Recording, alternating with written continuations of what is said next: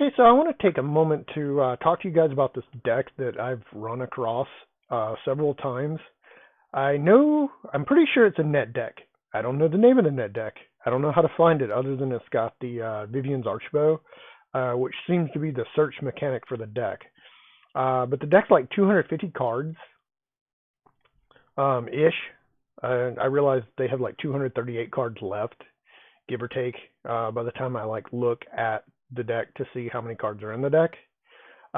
First off, I would never recommend playing a deck over 60 cards, especially if you're trying to play standard and ranked. Second, I'm not sure exactly what the deck is supposed to do, because they've never got far enough to do anything with the deck against me every time I've played against someone. Yeah, so here we are playing against the deck.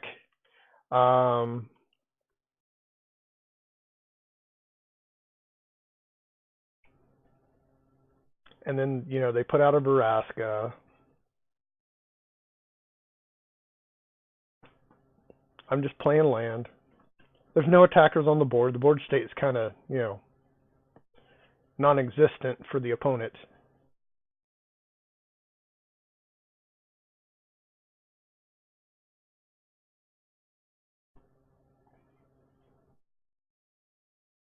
Bounce Veraska back. I could have waited. I probably should have waited till the counters are higher to bounce Veraska back. But Veraska. Yeah, this is me looking at it. 238 cards plus the lands plus the cards in their hand. So it's about 250 cards total in this deck. And the only thing that I've seen of any significance in the deck at all is the Archbow, which allows you to search. I've seen a couple different people play this deck, and they use the Archbow to like search pretty much everything there.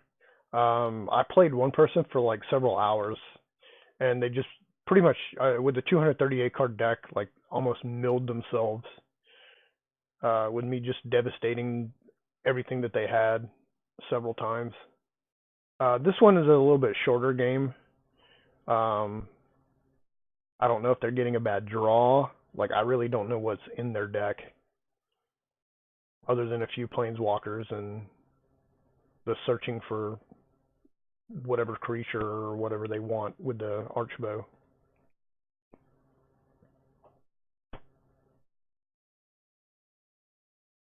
But I know that playing against this deck, I want to kill the Archbow immediately. The beauty of having a deck that uses the Fae of Wishes is instead of having to search my library for the card, hoping I get an Assassin Trophy on card draw or any of that other stuff, having it in the sideboard and using Fae of Wishes pretty much just allows me to pick and choose what cards I want to pull out of my sideboard.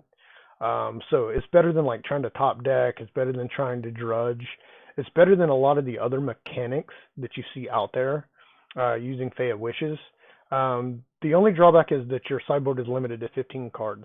If I could have a 250 card sideboard, by all means, I would put the Archbow in the sideboard and just use Fae of Wishes to pull my Archbow. But it'd be kind of pointless because I wouldn't be searching my sideboard for the creature at that point, and I can't get creatures out of the sideboard with Fae of Wishes, so you can only do spells and things.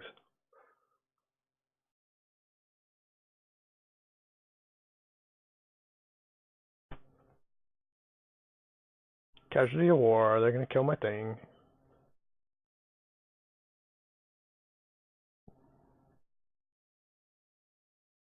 I'm trying to decide when to cast my Hydroid Crisis.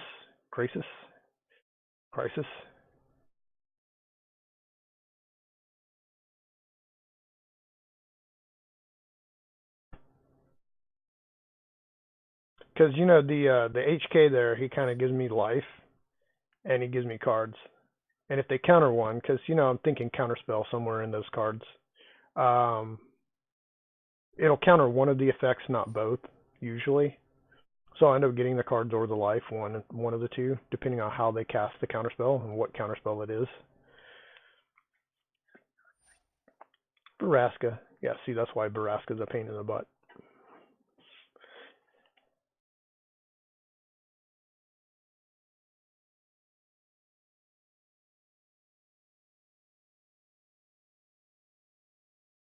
Decision. So throw the giant out. Yeah, at this point, there's like nothing on the opponent's side to do anything to me at all. Like it's just a couple planeswalkers and a creature. And I just don't know if they're playing the deck completely wrong. Like I don't know what's in their deck. Yeah, I don't know what that deck is. I've played it several times, like I say. So it's got to be a net deck. I've seen this deck at least 10 out of the last 19 games that I've played. Which is to say 50% of the time somebody's playing this deck.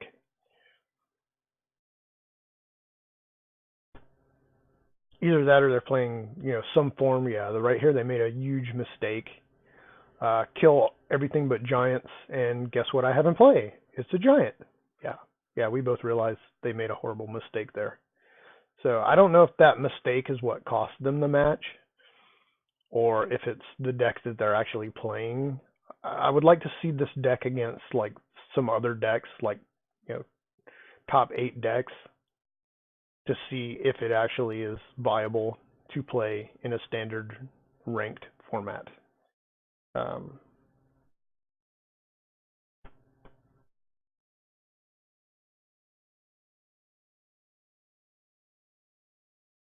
So much land in my hand. It seems like such a waste to play the Hydroid early. But free card draw, so gotta love free card draw. And Vraska's gotta die.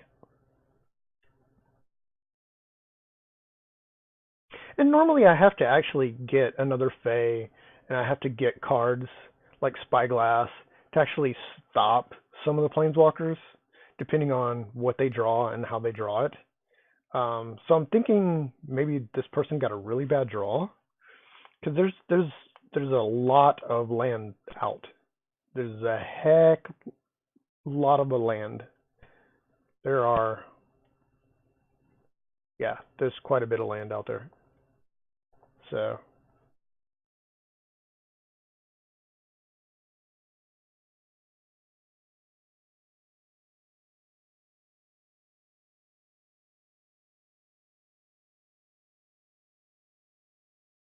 I'm just mana ramping like crazy.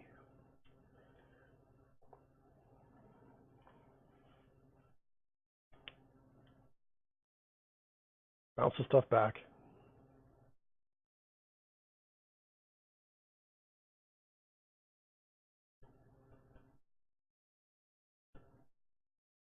Using anything to bounce, especially with the runaway together, it's good for defense. It's also very good for offense. The video that I did earlier, I was talking about how there's a couple cards that allow your creatures to be unblockable. With runaway together, it pretty much prevents you having to have anything to make your Hydroid or your giant unblockable within reason. If you're playing against decks that have a whole bunch of 1/1 creatures, white decks, red decks, mainly that have like supreme aggro, or white weenie deck, or life gain, or something like that, tokens, it's a little bit of a problem, but it's not as bad of a problem as most of the other situations. The direct damage for red spells is more of a problem than your creatures. Most of the tokens you can wipe with the Ritual of Soot, so it's not really an issue. Anticipate here just came perfect. Perfect timing. Got a choice of runaway together, or some more land. So obviously I'm going for the kill, and then it's game.